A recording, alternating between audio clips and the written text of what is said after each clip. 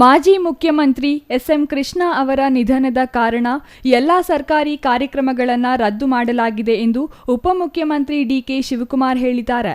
ಅಲ್ಲದೆ ಶಾಸಕಾಂಗ ಸಭೆಯನ್ನು ರದ್ದು ಮಾಡಲಾಗಿದೆ.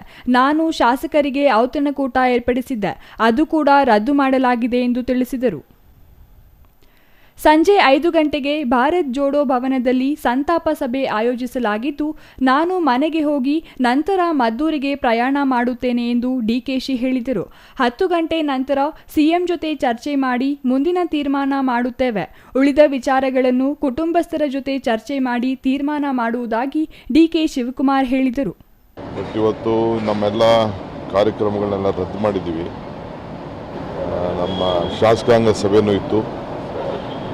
ನಾನೊಂದೆಲ್ಲ ಶಾಸಕರಿಗೆಲ್ಲ ಒಂದು ಡಿನ್ನರ್ ಕೂಡ ಇಟ್ಟಿದ್ದೆ. ಕೆಲವೆಲ್ಲ ವ್ಯವಸ್ಥೆ ಬಗ್ಗೆ ಅದೆಲ್ಲ ರದ್ದು ಮಾಡಿದ್ದೀವಿ. ಬೆಳಗಾಮಲ್ಲಿ ಸಾಯಂಕಾಲ 5 ಗಂಟೆಗೆ ಕಾಂಗ್ರೆಸ್ ಕಚೇರಿಯಲ್ಲಿ ಭಾರತ್ ಜೋಡೋ ಭವನಲ್ಲಿ ಸಂತಾಪ ಸಭೆ ಇದೆ. ನಾನೀಗ ಮನೆಗೆ ಹೋಗ್ಬಿಟ್ಟು ಮನೆಯಿಂದ ಮದ್ದೂರಿಗೆ ಹೋಗ್ತಾ ಇದ್ದೀನಿ. ಅಲ್ಲಿ ಸ್ವಲ್ಪ ಎಲ್ಲ ವ್ಯವಸ್ಥೆ ಎಲ್ಲ ಸ್ವಲ್ಪ ನೋಡಬೇಕು.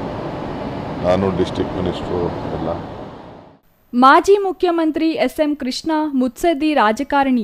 ದೇಶ, ರಾಜ್ಯ ರಾಜಕಾರಣದಲ್ಲಿ ತಮ್ಮದೇ ಆದ ಛಾಪು ಮೂಡಿಸಿದರು. ಬೆಂಗಳೂರಿನ ಬಗ್ಗೆ ತಮ್ಮದೇ ಆದ ಕಲ್ಪನೆ ಹೊಂದಿದ್ದರು.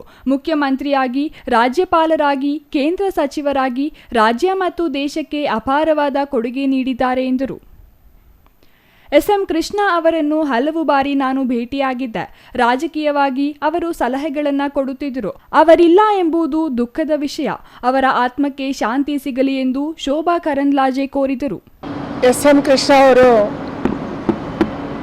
ನಮ್ಮ ದೇಶದ ಮುತ್ಸದ್ದಿ ರಾಜಕಾರಣಿ.